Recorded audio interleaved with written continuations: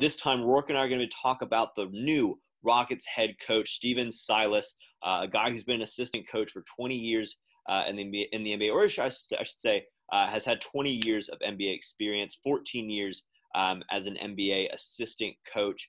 His father, Paul Silas, was a big head coach throughout many years. But really, the biggest headline right now is going to read that he was the offensive mastermind behind Dallas having the best offensive rating of any team in NBA history last season.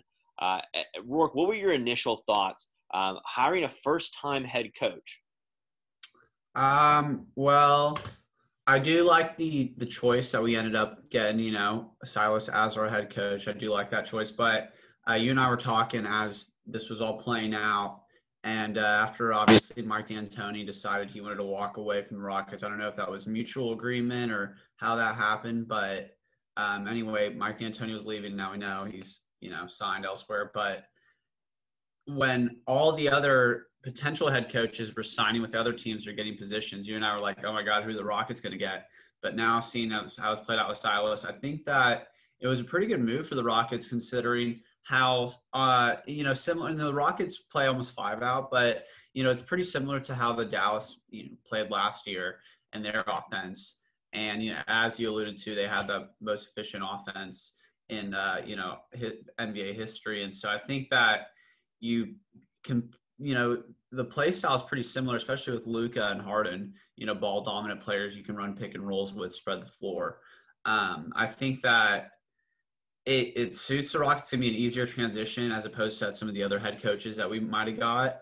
But, defensively, I don't know, depending on who our assistant head coach is, and, he doesn't have any head coach experience, but finally, Silas is getting an opportunity. I don't know. There's still some questions up in the air. What do you think about it? I think, actually I misspoke. He has had some interim head coaching positions with the Bobcats when, who was their coach at the time? Steve Clifford went down with illness a couple years ago. He actually stepped up and was the interim head coach, but he was actually also in the running for the Rockets head coaching position before Mike D'Antoni got it back in 2016. So a guy that's had a lot of his name's been in the rumor mill of will he be a head coach this time or maybe the next time, or his name's always been in the running, right? Especially with the Rockets, the past 2 times they've been looking for head coaches. So I'm really happy to see, the Rockets take on a young coach that maybe has a lot of potential, right? It's kind of weird talking about NBA coaches like their players, where you say, oh, he's so young, he hasn't had an opportunity, he might have a lot of potential, or he's an up and comer. It's weird to talk about coaches like that, but someone like Stephen Silas, who's studied the game, has a father who's been around basketball, obviously been around basketball his whole life, and has had jobs where he's had to work with stars such as LeBron James when he was in Cleveland, or Golden State with Steph Curry, or Kemba Walker when he was in Charlotte. So he's had experience with NBA superstars, and obviously Luka Doncic as well.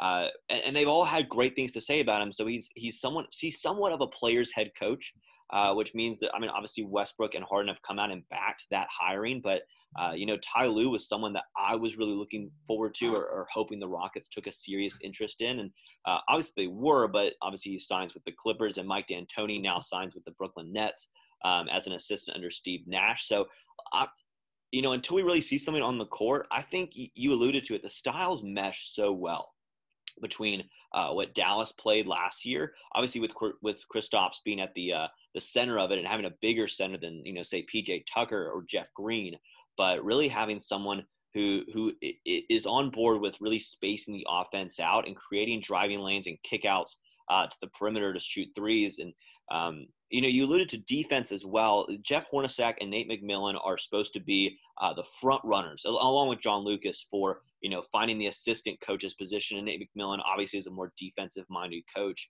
as you can see from his times in Indiana as well as Portland. So I'm excited, especially if we can get Nate McMillan, a former head coach, right? That obviously, when you're a coach, you don't really need all of this.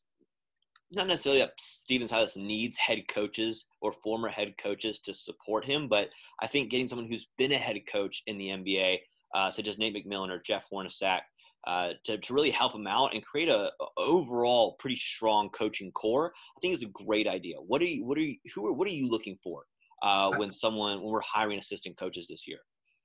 I think Nate McMillan would be the optimal choice for the Rockets, considering he has not only that head coaching background, but also, like you said, that defensive-minded presence that he could bring to benefit the Rockets. The Rockets were playing the best defense in the bubble, really turned around, perception of how good the Rockets could play defensively before COVID with the small lineup. But, we played extremely well, hustled a lot. Unfortunately, rebounding was still a problem, so it's going to be interesting to see if we keep the small ball lineup, if we get a big man, in the rotation, how that's going to affect the rebounding game for the Rockets. But Nate McMillan, overall defensively, I think would be the best choice.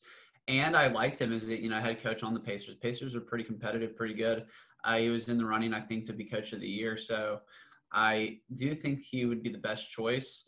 At the end of the day, though, the transition for Silas and whoever the assistant head coach is going to be pretty easy considering the superstar power the Rockets already have. I think that Harden, Westbrook, it's going to be pretty simple. Like, your game plan is going to be give these guys the ball in space and, let them do their thing, pick and roll or ISO, whatever it is. So I think that, either way, the Rockets are going to be fine with who they end up choosing, but Nate McMillan would be my choice.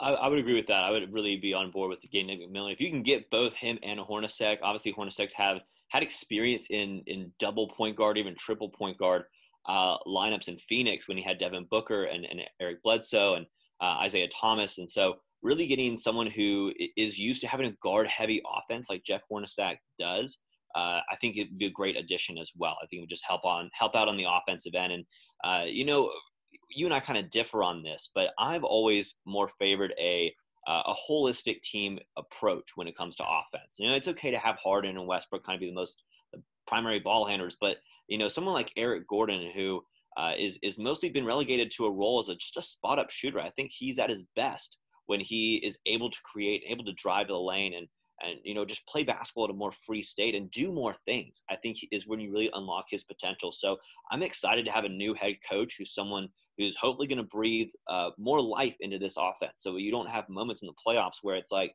all right, you've missed 27 straight threes, or, you have Harden and Westbrook. Maybe they're cold and the team can't really get in rhythm. I think those days hopefully are gone. Thank you for watching. If you like this snippet of our podcast, make sure you like the video and leave a comment of your thoughts on the topic we talked about, and make sure to subscribe and click the bell icon so you don't miss any future videos.